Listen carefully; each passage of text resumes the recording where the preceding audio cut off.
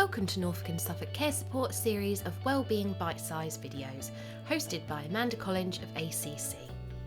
Each session in our series is designed to be either done by yourself or with your team and can be undertaken at work or at home.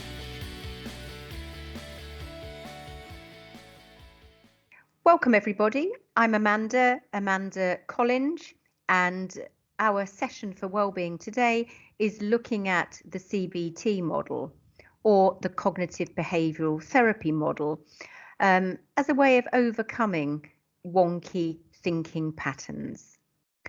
So the goals for our session are to understand the link between our thoughts, our feelings and our behaviour. And that really is the Cbt model.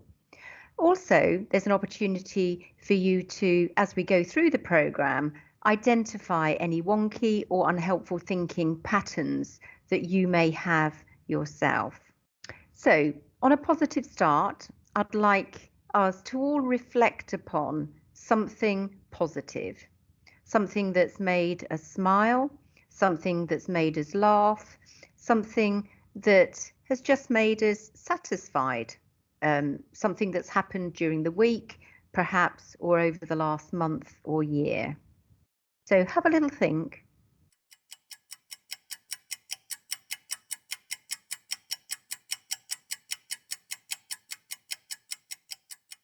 I'm hoping that some of you thought about the spring and the bulbs coming through. Maybe you had a nice meal with a family member.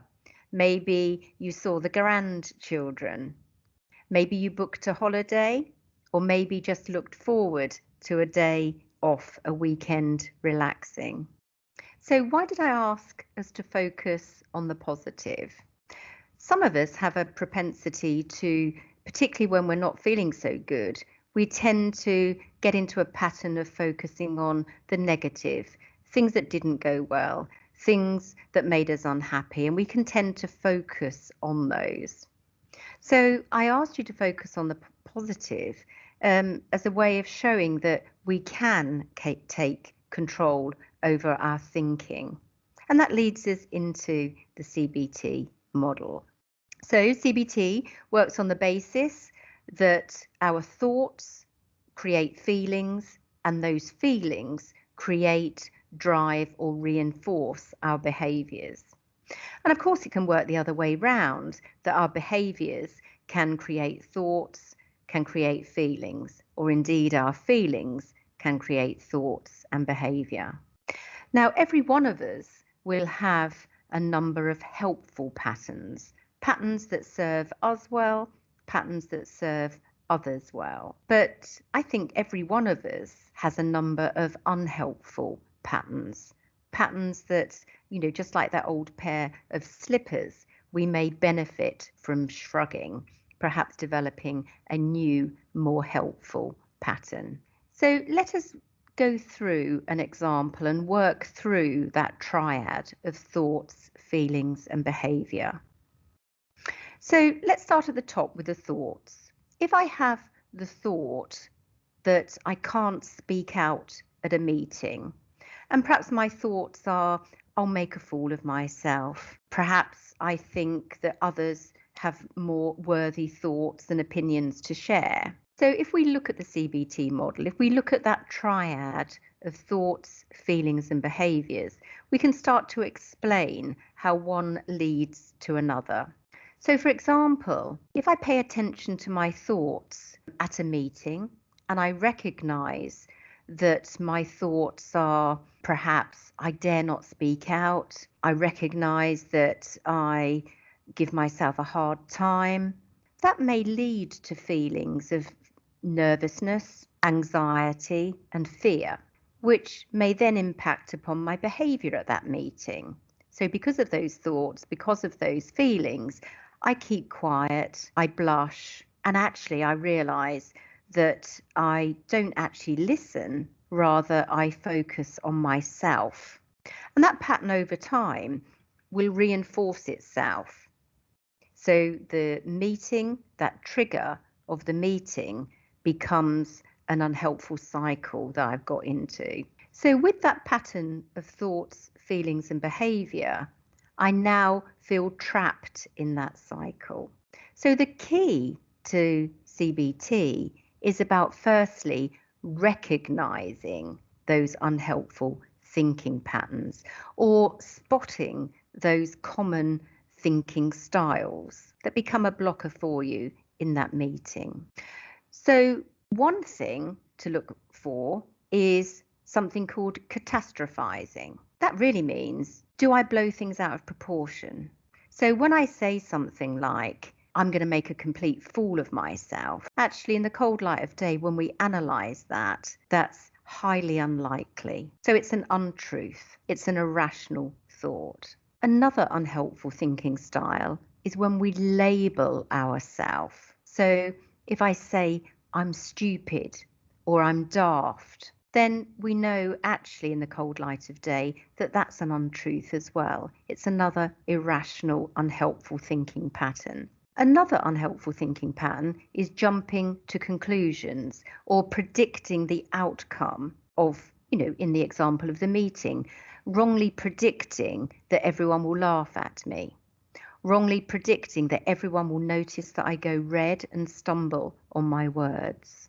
The reality is that people will be paying attention to what's being said by the speaker. Another line of faulty thinking is mind reading, or the belief that we can read other people's minds, or the belief that others can read our mind.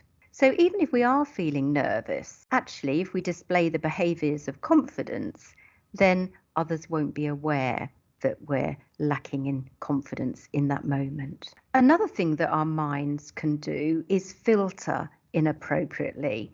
So we can ignore the good in a situation. We can filter that out and just pay attention to what we consider to be the elements that are going wrong, and fail to remember that actually I put my message across and that nobody noticed that I went slightly red. So as we said, it can be hugely helpful to tune into our thinking patterns, take ownership of those, and then we can start to think about, well, actually now that I'm aware of those unhelpful thinking patterns, what can I do to change those? So the answer is to keep calm and to take control. It's about re-evaluating what your thoughts, feelings and behaviours are and coming up with a plan to change those behaviours. Okay.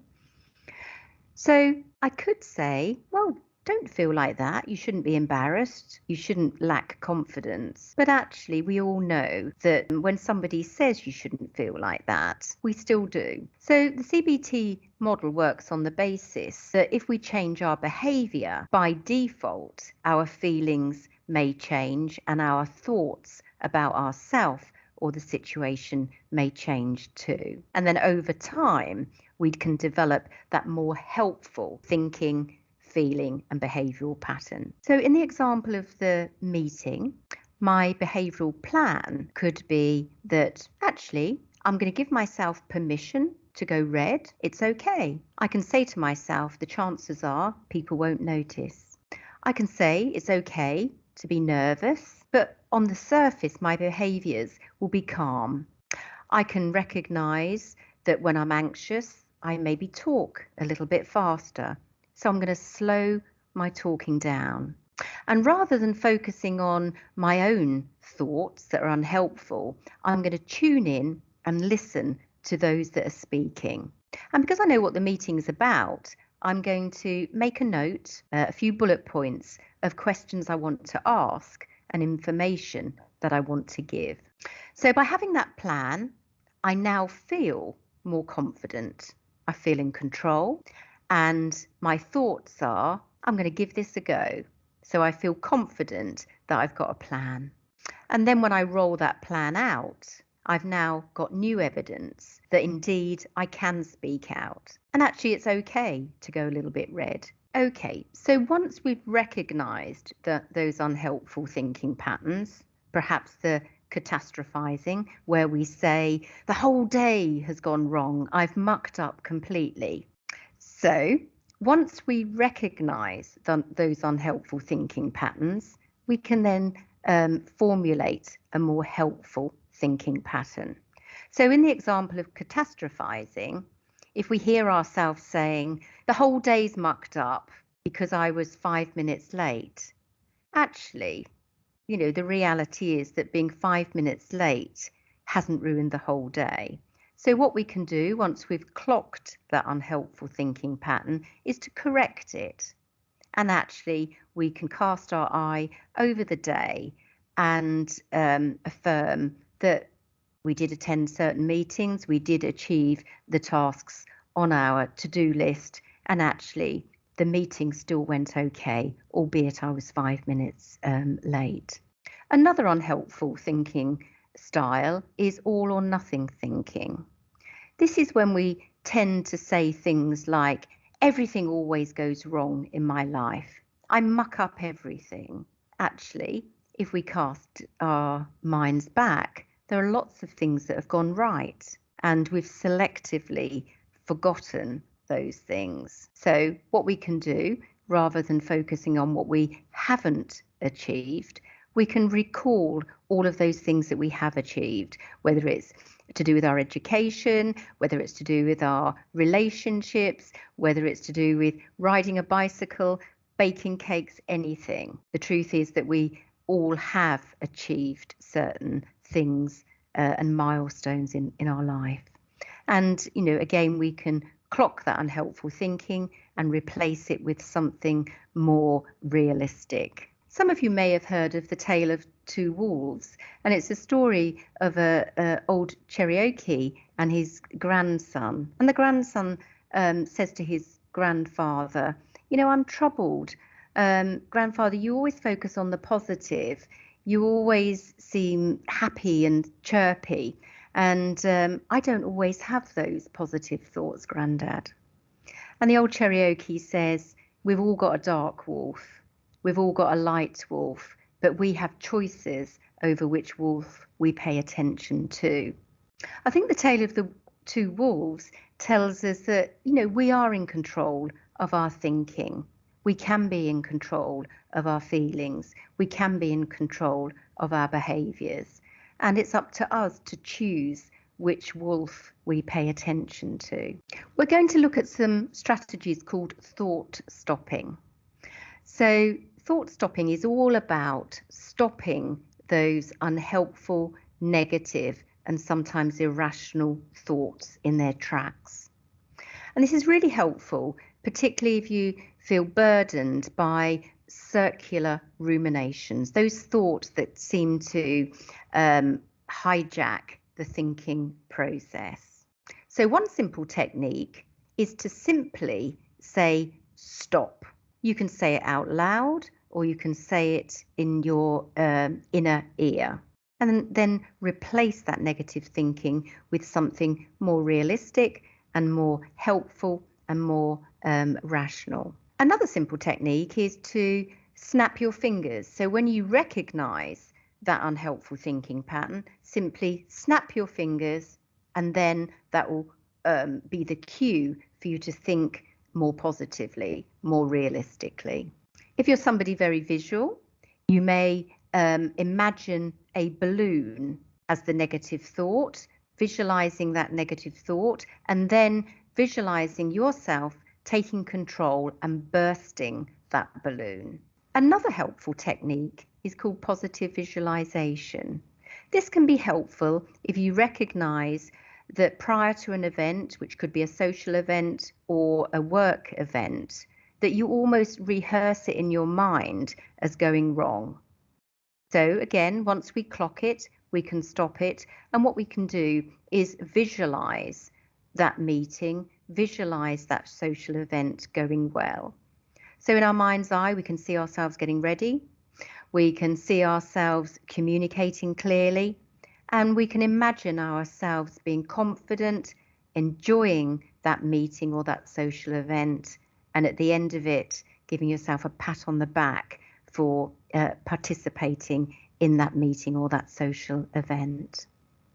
Similar to positive visualization is a technique called robing and derobing. And again, this is about you taking control and saying, I'm going to be that confident person in that situation.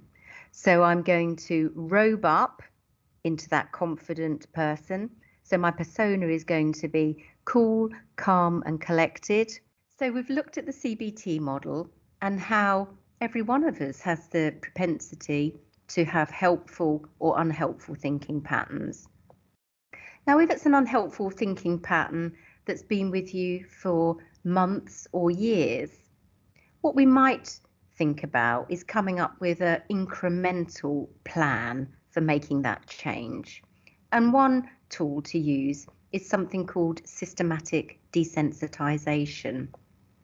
So instead of going to that meeting or that social event or delivering that first presentation to a crowd of 200, it's about gradually building up your confidence to deliver that presentation, to speak out at that meeting or go to that social event.